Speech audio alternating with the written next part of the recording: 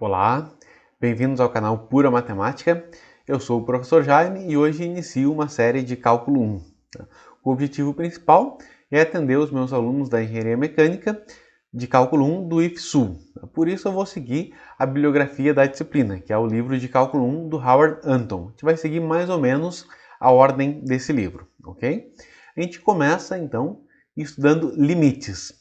Dois problemas que estão bastante associados ao cálculo de limites são, primeiro, o problema da reta tangente, que consiste em, dada uma função e um ponto nessa função, na curva dessa função, determinar a reta tangente nesse ponto.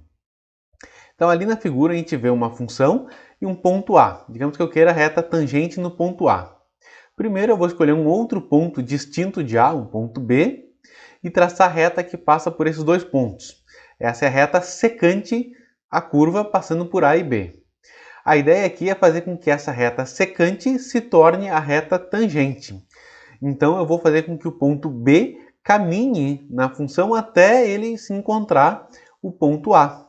No instante em que o B encontra o ponto A, em que o ponto B coincide com o ponto A, nós teremos a reta tangente à função no ponto A. Essa reta secante ela começa com um coeficiente angular de 0,8, mas conforme a gente aproxima o ponto B do ponto A, ela vai se aproximando da reta tangente, que nesse caso tem um coeficiente angular igual a menos 1. Então qual é a ideia, né? Como é que a gente faz com que o ponto B chegue até o ponto A?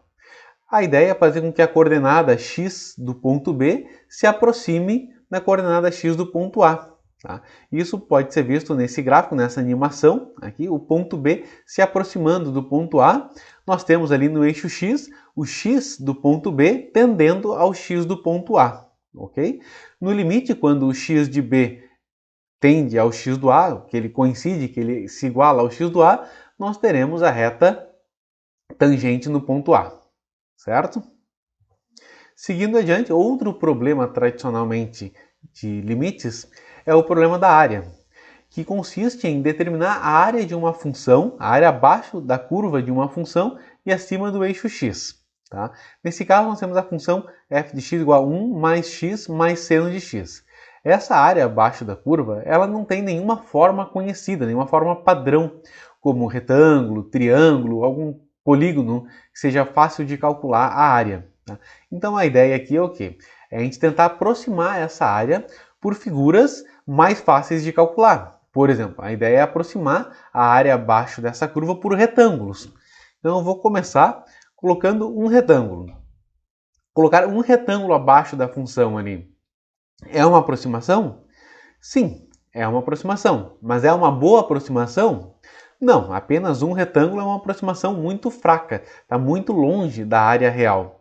Então a ideia é aumentar o número de retângulos. Então, quando eu coloco 5 retângulos, já melhora bastante a nossa aproximação. A gente observa que no primeiro caso, quando a gente colocou somente um retângulo, a área ali era 6. Com 5 retângulos, a área já pulou para 20,6. E assim por diante.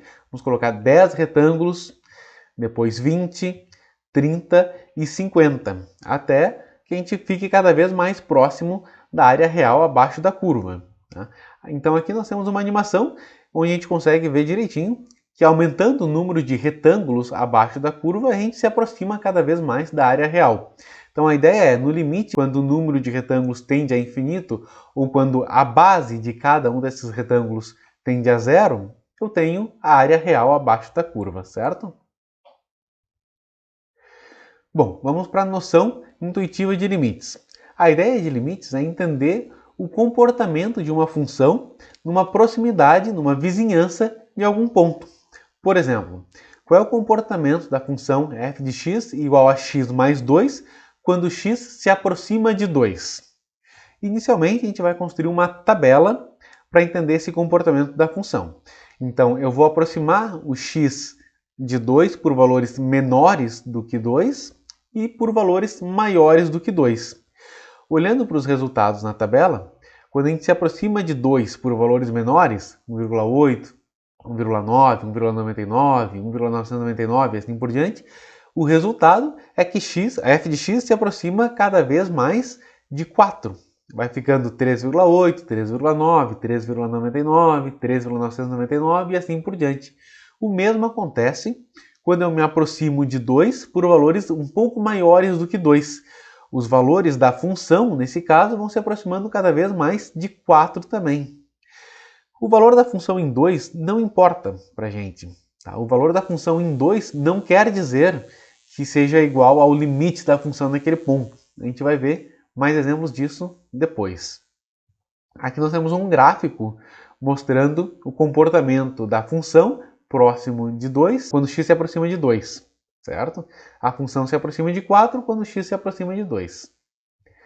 Aqui nós temos uma animação, vendo ali no eixo x os valores de x se aproximando de 2, tanto por valores menores quanto por valores maiores, e a função f de x se aproximando de 4 também, por valores menores do que 4 e por valores maiores do que 4.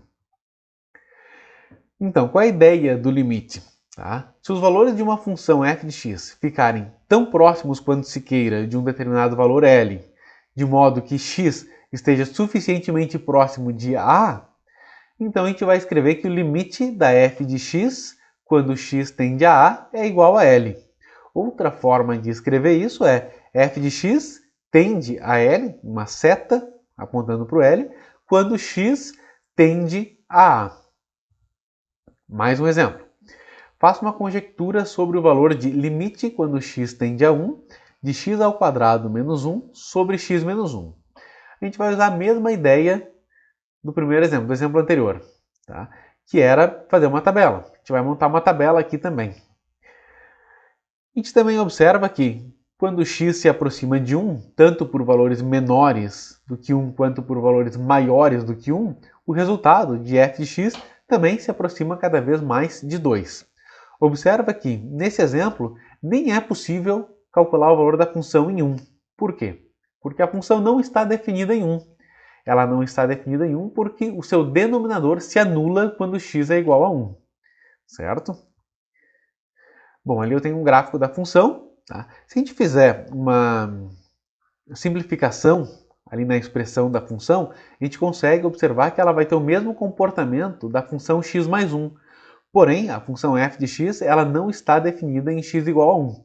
Então eu vou ter uma bolinha aberta naquele ponto que seria o ponto 1, 2.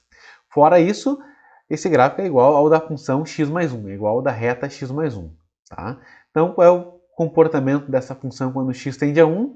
É 2. Quando x se aproxima de 1, a função se aproxima de 2 cada vez mais, mesmo que ela não esteja definida no ponto 1. Ok? Armadilhas de amostragem. Aqui é um exemplo de que a gente tem que tomar um certo cuidado às vezes. Porque, por exemplo, pega a função f de x igual a seno de π sobre x. Qual é o comportamento da função quando x tende a 0? Aqui a gente vai fazer uma tabela, de novo. Tá? A gente vai atribuir alguns valores para o x. Aqui eu escolhi mais ou menos 1, mais ou menos 0,1, mais ou menos 0,01 e mais ou menos 0,001. O que acontece é que, quando a gente atribui esses valores de x na função, eu vou ter sempre seno de um múltiplo de π. Seno de mais ou menos π, seno de mais ou menos 10π, seno de mais ou menos 100π, seno de mais ou menos 1000π. E todos esses valores de seno vão dar zero, porque o seno se anula em valores da forma kπ. Seno de π, 2π, 3π, 4π, seno de menos π, menos 2π, menos 3π, menos 4π e assim por diante, são sempre iguais a zero. Então, isso aqui nos dá a impressão de que a função está tendendo a zero, quando x tende a zero. Mas vamos dar uma olhada no gráfico dessa função. Olha aqui. O que acontece é que aqueles valores foram convenientemente escolhidos de forma que a função sempre se anula naqueles valores. Mas, na verdade, o comportamento da função próximo de zero é de que ela fica oscilando cada vez mais rapidamente entre os valores menos 1 e 1.